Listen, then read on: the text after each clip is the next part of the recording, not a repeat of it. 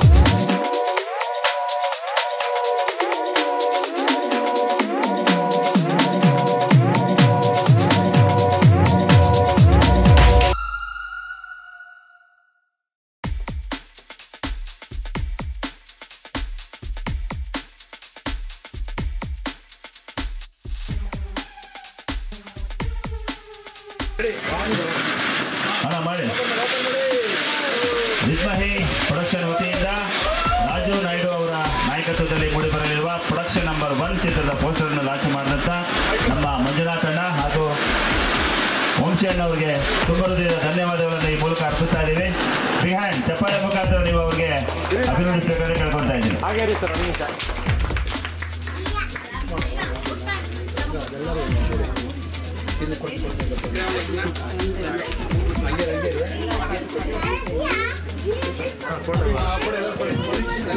ಆಂಧ್ರ ಶೆಳೆ production number 1.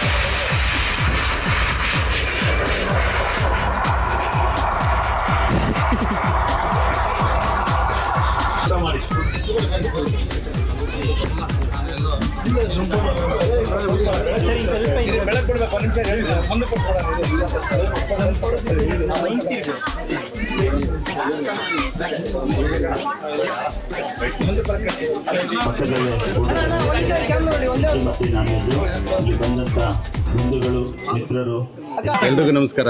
ನನ್ನ ಮಗಳು ವಿದ್ಮಯಿ ಬರ್ತ್ಡೇ ದಿನ ತಾವೆಲ್ಲ ಆಗಮಿಸಿ ನಮಗೆ ಶುಭ ಕೋರೋದಕ್ಕೆ ತಮಗೆಲ್ಲರಿಗೂ ತುಂಬ ಹೃದಯದ ಧನ್ಯವಾದಗಳು. ಅದೇ ರೀತಿ ಲಾಸ್ಟ್ ಇಯರ್ ಕೂಡ ನಾನು ಒಂದು ಸಿನಿಮಾ ಮಾಡಬೇಕು ಅಂತ ತುಂಬ ಅದ್ಧೂರಿಯಾಗಿ ಒಂದು ಮುಹೂರ್ತನ ಮಾಡಿದ್ದೆ. ಕೆಲವು ಕಾರಣಾಂತರಗಳಿಂದ ಆ ಸಿನಿಮಾನ ನಿಲ್ಲಿಸ್ಬೇಕಾಯ್ತು. ಸೊ ಸಿನಿಮಾ ರಂಗದಲ್ಲಿ ಯಾವುದೇ ರೀತಿ ಒಮ್ಮೆ ಬಂದು ವಾಪಸ್ ಹೋಗ್ಬಾರ್ದು ಅಂತೇಳಿ ಮತ್ತೆ ಒಂದು ಒಳ್ಳೆಯ ಸಿನಿಮಾ ಕನ್ನಡಕ್ಕೆ ಕೊಡಬೇಕು ಅಂತೇಳಿ ಒಂದು ಪ್ರೊಡಕ್ಷನ್ ನಂಬರ್ 1 ಮುಖಾಂತರ ಮತ್ತೆ ಸಿನಿಮಾ ರಂಗಕ್ಕೆ ಬರ್ತಾಯಿದ್ದೀನಿ. ತಮ್ಮೆಲ್ಲರ ಆಶೀಸ್ಸು ನಮಗೆ ಸದಾ ಇರಬೇಕು ಅಂತ ತಮ್ಮಲ್ಲಿ. ಶೂಟಿಂಗು ಪ್ಲಾನ್ ಇವಾಗ ಆಲ್ರೆಡಿ ಕರ್ನಾಟಕದಲ್ಲಿ ಮತ್ತು ಹೈದ್ರಾಬಾದಲ್ಲಿ ಶೂಟಿಂಗ್ ಪ್ಲಾನ್ ಮಾಡೋಣ ಅಂತ ಇದ್ದೀವಿ. ಸ್ಟಾರ್ ಕಾಸ್ಟು ಅನ್ಕೊತಾ ಇದ್ದೀವಿ ದೊಡ್ಡವ್ರನ್ನೇ. ಸೊ ಹೀರೋ ಹೊಸಬ ಆಗಿರೋದ್ರಿಂದ ಸರೌಂಡಿಂಗ್ ಕಂಪ್ಲೀಟಾಗಿ ನಾವು ಸ್ಟಾರ್ ಕಾಸ್ಟಿಂಗ್ ಎಲ್ಲ ತುಂಬ ಅದ್ದೂರಿಯಾಗೇ ಇರ್ತಾಯಿದ್ದೀವಿ. ಸೊ ಒಂದು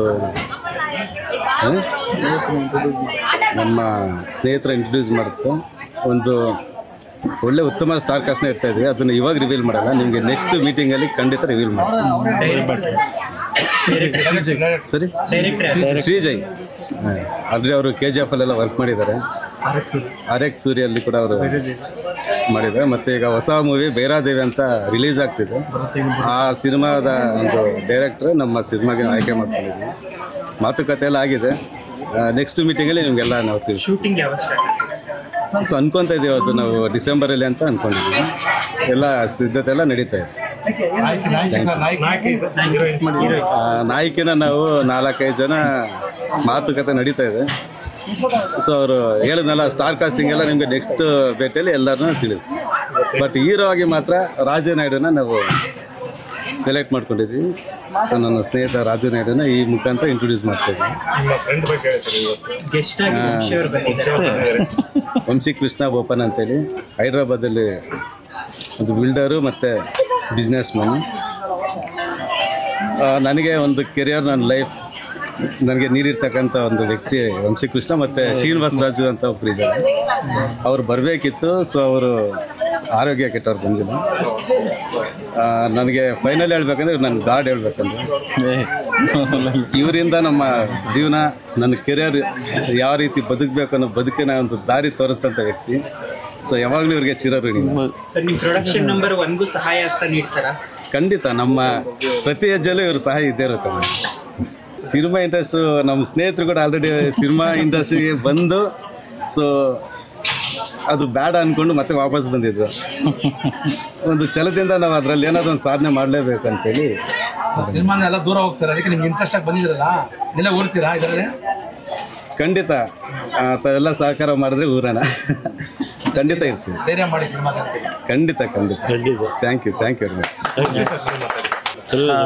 అదే ఇప్పుడు దాకా ఈయన గొప్పగా చెప్పినంత గొప్ప వ్యక్తిని ఏం కాదు. బట్ ఓకే, నా పేరు వంశీకృష్ణ బొప్పన.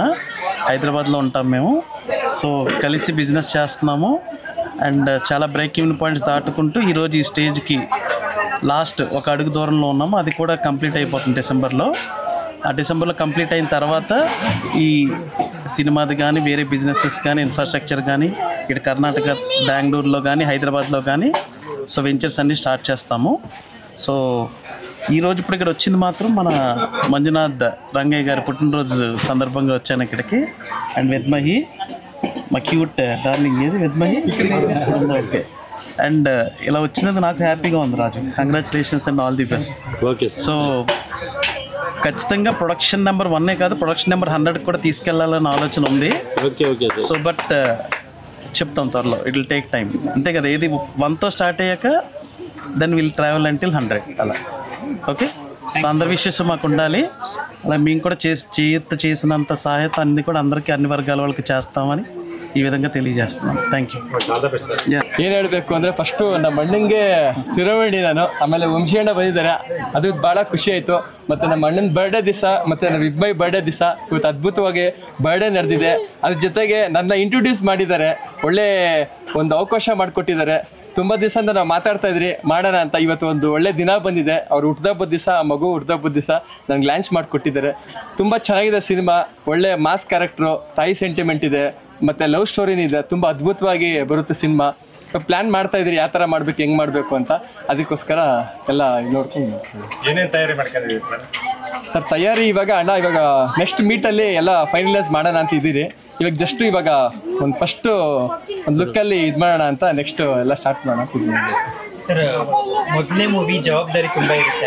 ಖಂಡಿತವಾಗ್ಲೂ ಜವಾಬ್ದಾರಿ ಇರುತ್ತೆ. ಯಾಕಂದರೆ ನಮ್ಮ ನಿರ್ಮಾಪಕರು ಅವರು ನಮ್ಮ ಜೊತೆಲಿ ಇದ್ದಾರೆ ಅಂದರೆ ಅದಕ್ಕೆ ದೊಡ್ಡ ಶಕ್ತಿ. ಅದ್ರ ಜೊತೆಗೆ ನಾನು ತುಂಬ ಎಫರ್ಟ್ ಹಾಕಬೇಕು.